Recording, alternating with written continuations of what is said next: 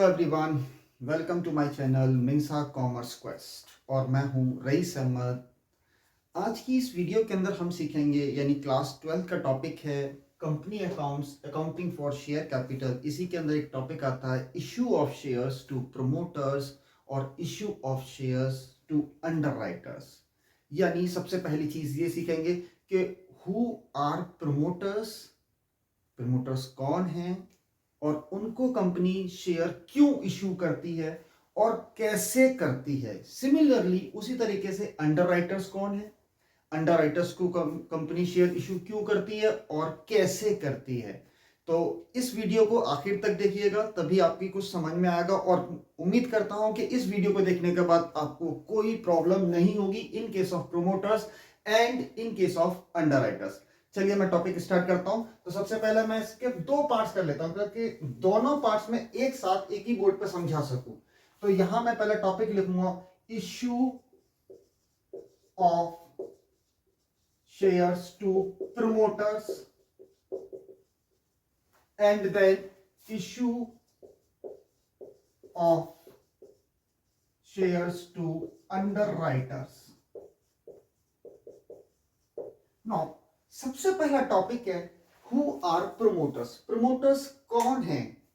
तो बस ख्याल रखो, promoters वो लोग जो कंपनी की फॉर्मेशन या सेटअप होने में, यानी कंपनी को जब कमेंस या इनकॉर्पोरेट किया जाता है तो उस वक्त कंपनी की ये मदद यानी कुछ सर्विसेज देते हैं। यानी the person who render the services to the company for the commencement और सेटिंग अप और फॉर्मेशन फॉर इनकॉर्पोरेशन, कुछ भी कह सकते हैं। तो जब ये लोग कंपनी के सेटअप के लिए मदद यानी उसको सर्विसेज देते हैं तो इट मींस कंपनी का एक खर्चा हो जाता है, क्योंकि जब कंपनी सर्विस लेती है तो कंपनी उस सर्विस का बदला भी देगी, कंसीडरेशन देगी, यानी इट मींस उनको पेमेंट करेगी। तो यहां केस ऐसा है कि पेमेंट ना करके उनको शेयर्स इशू करती है और जो खर्चा है उसे हम लोग कहते हैं इनकॉर्पोरेशन एक्सपेंसेस या इनकॉर्पोरेशन कॉस्ट या फॉर्मेशन एक्सपेंसेस या formation cost. Is that clear? यानी प्रमोटर्स वो लोग जिन्होंने कंपनी के सेटअप के लिए सर्विसेज को रेंडर किया और कंपनी का उस वक्त खर्चा हो गया, कंपनी उस खर्चे को पैसे ना देकर शेयर इशू करती है।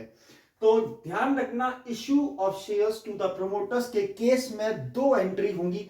पहली एंट्री होगी एक्सपेंसेस यानी कॉस्ट को ड्यू करने की, कि आखिर उनका कितना पेमेंट ड्यू होता है कंपनी के ऊपर। उसके बाद दूसरी एंट्री होती है इशूइंग की। चलिए एंट्रीज देखते हैं। तो पहली एंट्री होगी ड्यू की। जब ड्यू करेगी तो कंपनी अपने खर्चे को डेबिट करती है। तो कौन सा खर्चा? इनकॉर्पोरेशन एक्सपेंसेस, या एक्सपेंस की जगह हम कॉस्ट भी लिख सकते हैं, डेबिटेड टू किसको? प्रोमोटर्स को अकाउंट। इसकी जो एंट्री नरेशन होगा वो होगा आपके पास बीइंग अमाउंट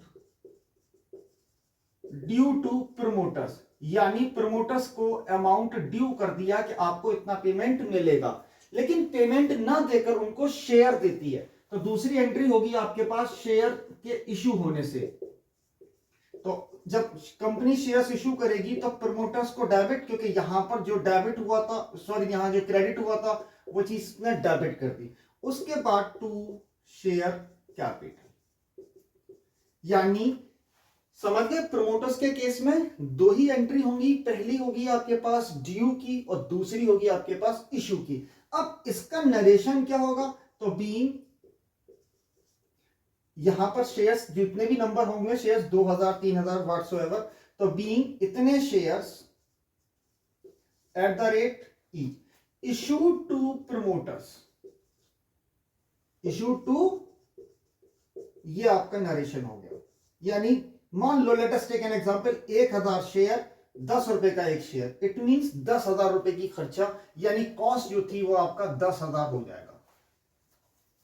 नेक्स्ट, अब है आपके पास नेक्स्ट टॉपिक अंडरराइटर्स।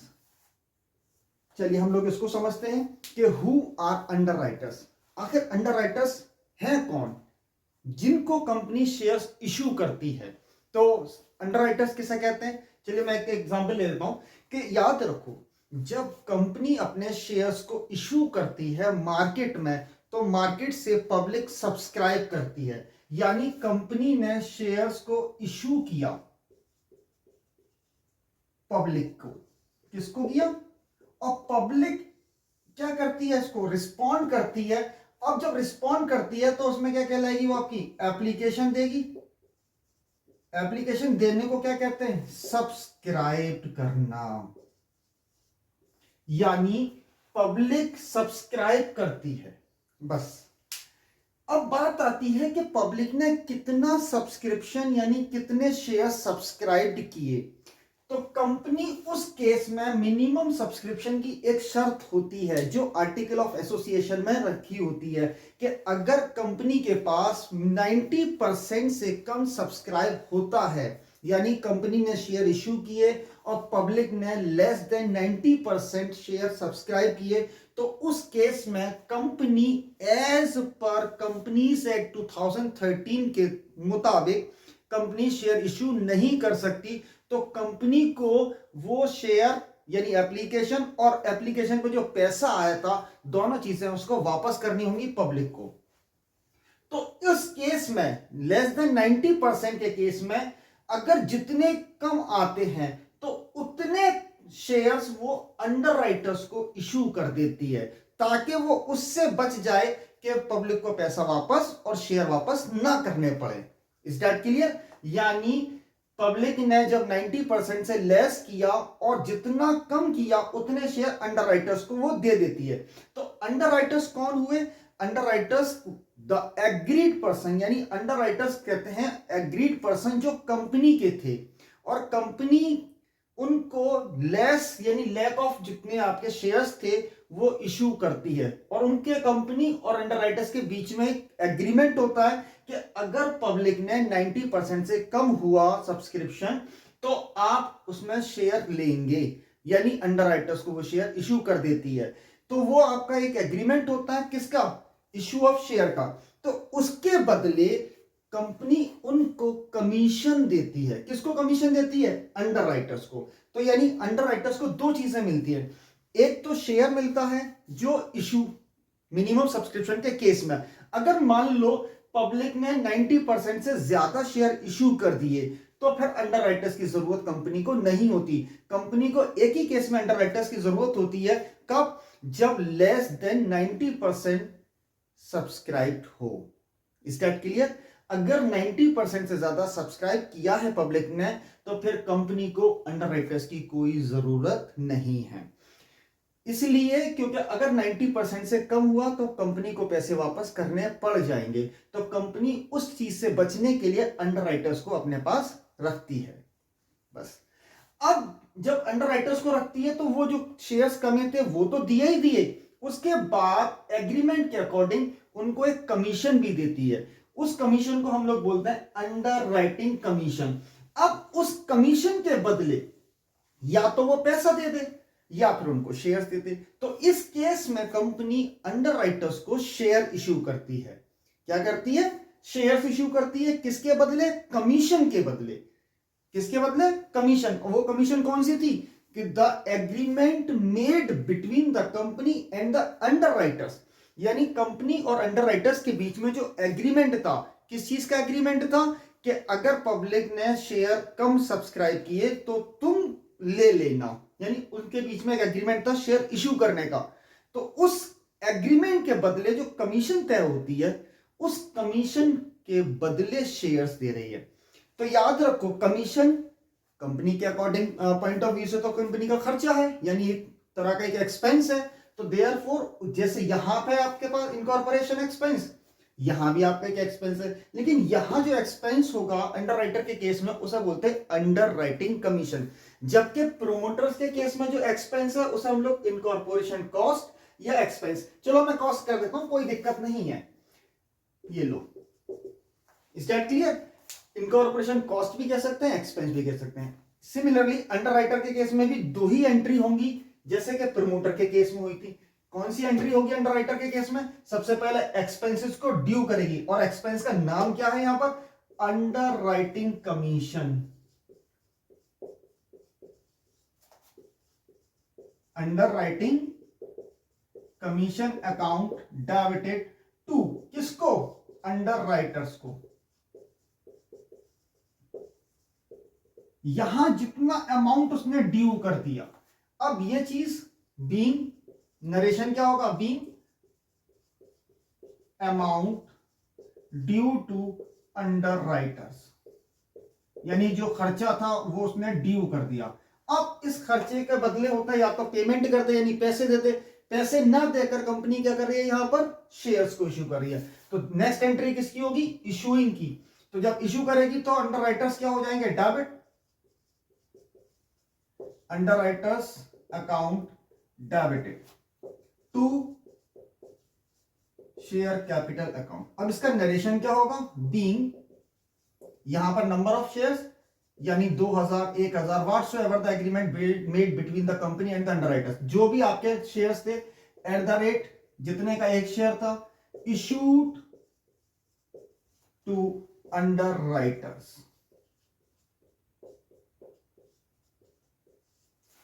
यानी अब इन दोनों केसेस को एक साथ देख लो, issue of shares to promoters, issue of shares to underwriters. Promoters वो लोग जो कंपनी के कमेंसमेंट पर कंपनी को सर्विस दी थी उन्होंने, तो उसके बदले कंपनी पैसे ना देकर उनको शेयर इश्यू करती है, और इसमें भी कंपनी का खर्चा था क्योंकि कंपनी ने उनसे सर्विस ली थी। तो उस सर्विसेज को हमको क्या बोलते हैं? Incorporation services. और उसका खर्चे को क्या कहते हैं? इनकॉर्पोरेशन एक्सपेंस या इनकॉर्पोरेशन कॉस्ट या फॉर्मेशन कॉस्ट या सेटअप कॉस्ट या सेटअप एक्सपेंसेस या फॉर्मेशन एक्सपेंसेस, कुछ भी हो, बस सिर्फ ये है कि आपके पास एक ही नाम लिखना है, इनकॉर्पोरेशन कॉस्ट के नाम से जानते हैं। टू प्रमोटर्स ये ड्यू कर दिया। सिमिलरली अंडर राइटर्स के लिए क्या होता है खर्चा? अंडर राइटिंग कमीशन जो एग्रीड होती है उन दोनों के बीच में, और यहां पर अंडर राइटर्स को आपने डेबिट क्रेडिट कर दिया, और आपके दोनों केसेस के अंदर एक्सपेंसेस को ड्यू। अब दोनों केसेस में इश्यू एंट्री होगी, तो जितने से प्रोमोटर क्रेडिट हुए थे प्रोमोटर्स डेबिट, सिमिलरली जितने से अंडर राइटर्स क्रेडिट हुए थे underwriters debit to share capital. Narration same हो गया। तो यहां तक तो आ गया समझ में, ये शायद मुझे उम्मीद है कि आपकी समझ में सारे दोनों केसेस आ गए होंगे।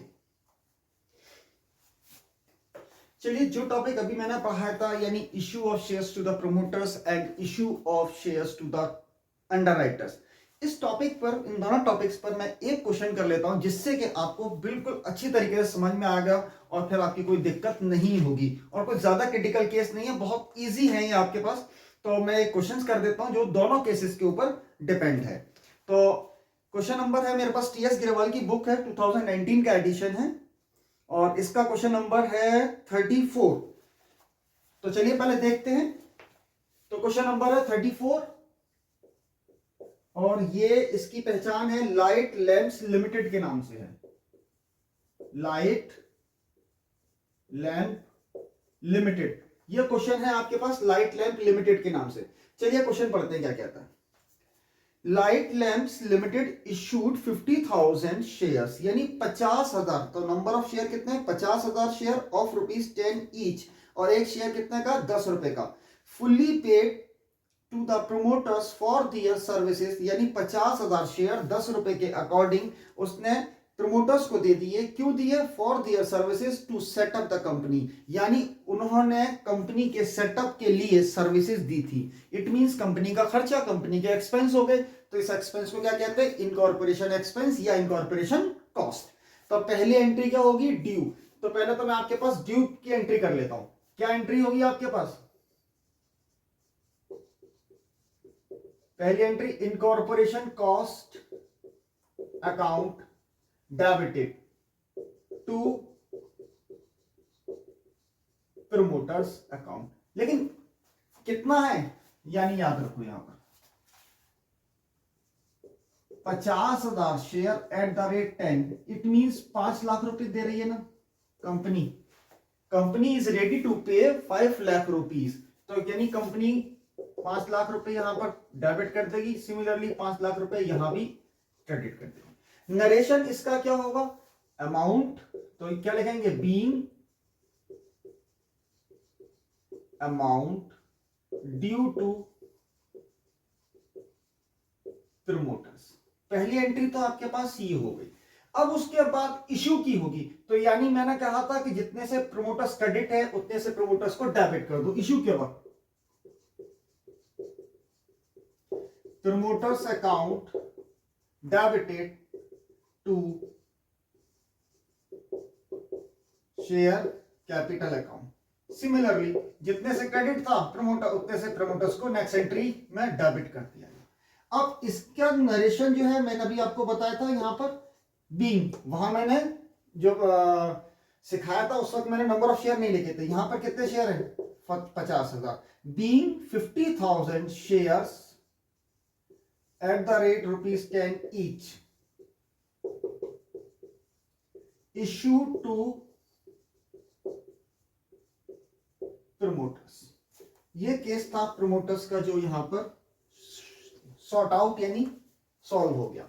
नेक्स्ट अभी question is now not over, question is आगे पढ़ते हैं। It also issue 2,000 shares of ₹10 each credited as fully paid to the underwriters. अच्छा, उसने 2,000 शेयर 10 रुपए के अकॉर्डिंग, यानी 2,000 share at the rate 10 each, it means 20,000 रुपए। इट मींस खर्चा कितना? 20,000 का। किसको दे दिया उसने? To the underwriters. तो अब ये 2,000 शेयर अंडर राइटर्स को दिए हैं, तो अब इसकी भी एंट्री वही होंगी, दो एंट्री। पहली एंट्री कौन सी होगी? ड्यू। तो चलिए इसकी भी एंट्री हम लोग करते हैं। ड्यू क्या होगी आपके पास? ड्यू। तो इसका खर्चा क्या था? अंडर राइटर या underwriting commission account debited to underwriters account. कितना खर्चा है? 20,000 का। नेक्स्ट इसका narration being amount due to underwriters. एक एंट्री होगी। दूसरी एंट्री क्या होगी इसकी? इश्यू की। तो जितने से अंडर राइटर्स क्रेडिट है उतने से अंडर राइटर्स क्या हो जाएंगे? Debit. Underwriters account debited to share capital account. कितने से है? 20,000। और कैपिटल कितनी है? वो भी 20,000। नरेशन क्या होगा? अब यहां भी आपको नंबर ऑफ शेयर लिखने होंगे। Being 2,000 shares of ₹10 each issued to